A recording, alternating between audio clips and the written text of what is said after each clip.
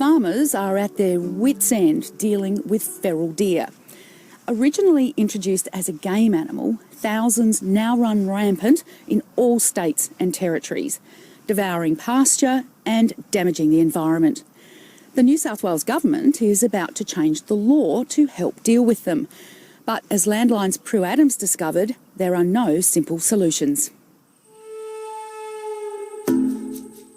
Grazing alongside native wildlife, they look as if they've always been a part of the landscape. But deer are indigenous to all continents except Australia and Antarctica. They've made themselves right at home though, wallowing in waterways, pushing through farm fences and being a menace on the roads. As I say, I was shooting 200 a year, thinking I was doing a good job. And then last year it was over 1,000 deer shot off this 2,500 acre block, which is just mind-boggling at how much feed I'm losing to the deer. And 5 generations of Westerns have farmed in the snowy mountains. In the past few years, Mal Weston says deer have driven him close to breaking point. And it gets depressing, you know. Shooting animals all the time is just, yeah, plain right depressing. I'm into grazing and looking after animals and, you know, and breeding them, not just killing them. He runs beef cattle, but has spent too many nights hunting deer. So this is an area here that is badly infested with deer, is Yes, it? yes. As you look, Oh, there you go. Oh, there's a whole bunch of there's them. a heap there. Fallow deer are the main problem here and are the most widespread breed across the country. There are 5 other species too, from the smallish hog deer to the large red and sambar, mostly introduced in the 1800s for hunting. Jindabyne farmer Ted Rowley captured these images on his property. Like his friend Mal, he's thoroughly tired of the nightly killing campaign. When it's minus 14 in the snowy mountains, Prue, and I go shooting deer on a motorbike, I sometimes think I'd much rather be on the sheepskin rug in front of the fire with a glass of good Shiraz, or bad Shiraz, actually. On this property alone, we would have 200 to 300 deer a night grazing our pastures. Welcome everybody to Chimney Ridge. Many of us met 9 months ago as a group of neighbours to talk about deer and our experience with them and the impact they were having on us.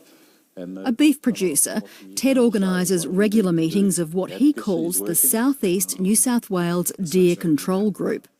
The hunting and the shooting, you know, we got tired and it's a bit soul destroying, so we decided to fence. And I'm also trying to fence out like everyone else. I'm doing a bit different to what Michael's doing. I'm just running plain wire fences and electric second from the top and electric at the bottom. It doesn't stop them, but it's deterring, slowing them down. The grazing pressure from deer has meant some farmers have halved their cattle stocking rate, cutting into income. It's going to be really bad, yeah. It could get as bad as rabbits if we don't get on the bandwagon. I like animals. I've got much better things to do than shoot animals every day. And I have to do that because when the population was low, the Parliament of New South Wales decided to protect them, to build the population. We and our neighbours deal with that consequence every day. Central to the issue of deer management is whether they're treated as a pest or a resource for game hunting, and each state takes a different approach. In New South Wales, the political strength of the hunting lobby has contributed to deer being largely protected. Farmers can control numbers on their own property, but they can't cull beyond that unless they buy a licence. Victoria and Tasmania also have some protections in place, listing deer as either game or wildlife, whereas Queensland, Western Australia, South Australia and both the territories take a much more hard-line approach, treating deer as a pest to be controlled. Ted and his wife Jo have been lobbying hard to change the rules in their state. And last week, the New South Wales government announced plans to shelve the protected status of deer under the Game and Feral Animal Control Act and classify them as a pest. The listing of deer in the Game and Feral Animal Control Act in New South Wales protected them. You could only cull them by shooting, ground shooting at certain times of the year. People who weren't primary producers had many other restrictions in terms of the method of ground shooting. You couldn't use spotlights or vehicles. Anyone in New South Wales with a firearms licence will soon be able to shoot on private property under the same rules that apply to other feral species like pigs and goats. Now, you might think the solution to curbing deer numbers lies with recreational hunters. That's people who hunt for sport. Not so, according to some farmers. While they are part of the answer, hunters are not motivated to cull. When we ask our hunters who hunt on this farm to shoot every animal they see, they usually go a bit funny because they say, oh, I've got a good set of antlers, or I've filled the fridge with venison. See you later. That isn't pest animal control. So there's a really big difference between hunting for fun on Saturdays and pest animal control. A lot of hunters have problems with shooting animals to waste. It's been a prerequisite we put on helping out whenever we can, is that we want to be able to use the venison, just because it's really hard to get a hunter interested in shooting something just for the sake of shooting it. Barry Howlett is the Executive Officer of the Australian Deer Association, representing recreational hunters. He doesn't believe the proposed changes in New South Wales will have much impact. So within the ADA, do you look at deer as being game or pest, or a bit of both? We see them as a game animal. That's what they were released here to be. But we also see that when they're overabundant or when they're causing impacts, that they need to be managed for those impacts, same as any other wildlife. The Sporting Shooters Association is the other main recreational hunting group. We might get you to have a look at the map too and tell us how you think you want to work tonight. Both groups are involved in a deer control program near Falls Creek in the Victorian High Country. I like this next gully here we come over the side. There's usually a deer in there. Since 2015, Parks Victoria has enlisted volunteer shooters to work in pairs, targeting sambar deer in the ecologically fragile landscape of the Alpine National Park.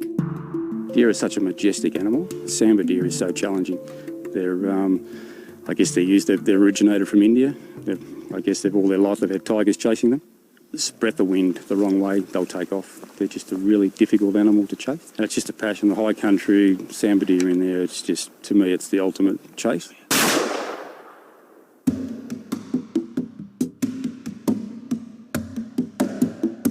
The Alpine Deer Control Program also employs paid professional shooters. As someone who does this professionally, how successful are you? Look, we aim to basically cull 75% of the deer we see. Kirk Stone does this for a living. He and his colleagues camp for days in quite remote country. Armed with thermal imaging scopes and horses and a trusty hunting dog, he's well equipped to cull plenty of deer. On a horse, it masks your scent and go out in some moonlight and just move up on the deer in those feed areas. So it's basically night hunting as such. Just down the next tree line. So. Okay, Liz, off you go, off you go, off you go, off you go, off you go. Where's it? Good girl, good girl, good girl. So that's a nice little sambar spiker, probably 18 months. He's in velvet, which means his antlers are still soft and full of blood, and on thermal that shows up like a Christmas tree. Look at that. Measurements are taken and blood for later analysis. Along with shooting from helicopters, the control program has taken almost 800 deer from the national park. What we're seeing through some of the areas that we're undertaking these control programs is it's getting harder and harder for us to find deer now, which is a good sign that those populations are probably decreasing and we're making a difference there. And at the headwaters of these river systems up in the Alps here, we get these really unique environments in the drainage lines and in the wetlands that are known as alpine peatlands or sometimes alpine sphagnum bogs. Mm-hmm. Dan Brown oversees the culling program and he's well aware of why the hard-hoofed environmental vandals need to be controlled. He takes me to a wallow. where there's a sensor camera set up. And this is what it's captured. A very large buck having a merry old time. So they'll thrash around with their antlers and displace the vegetation and cause these sort of this muddy disturbance, creating bare grounds and this muddy depression that they'll roll around in, and they'll urinate in here and splash it around, and they use that as part of their social system, the males. But unfortunately, as you can see, it does a lot of damage to these really sensitive environments. Deer have been identified as such an emerging problem that governments and industry bodies have put together a $9 million monitoring and control program coordinated through the Centre for Invasive Species Solutions. Dave Forsyth is in charge of the 5-year project. This is really the first national approach, if you like, to managing deer. Prior to this, there's been a little bit of work in the various states and territories with deer, but nothing at a large scale.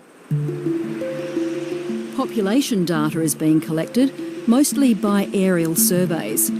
Next, we'll be working out how to manage all the different types of deer. Each of those species has different habitat preferences, slightly different ecology and biology, different response to being hunted or to having a fence erected. We're not dealing with one species like we would be if we were talking about foxes or feral goats. We're actually talking about 5 or 6 different species, and each one is different. Wow, that's really complex, isn't it? It's like a big jigsaw puzzle. It is. So we're just trying to tackle the major species initially, and hopefully the learnings from those will be applicable to some of the other settings and species as well. As deer have no regard for farm fences, they can also spread diseases to sheep and cattle, even the dreaded foot and mouth. Now, remember that blood taken from the deer shot in the Alpine National Park? Well, as part of the national study, such samples go to laboratories in outer Melbourne to be screened for viruses and blood parasites. We know that deer are susceptible to a number of diseases that are potentially problematic for livestock species. And the reason why that is the case is because they are very closely related to the livestock species. And we do know that they use the pastures and livestock resources quite regularly. So there is lots of opportunities for interaction and cross-infection. In South Australia, where deer are listed as one of the highest order pests, they're trying to make culling easier by bringing them to a modified grain hopper.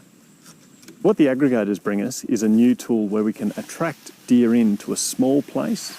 We know that that's a safe place to shoot, and we can shoot several of them at once. And we can also sit there and quietly target the females, because the females are the engine room for the population of any deer species.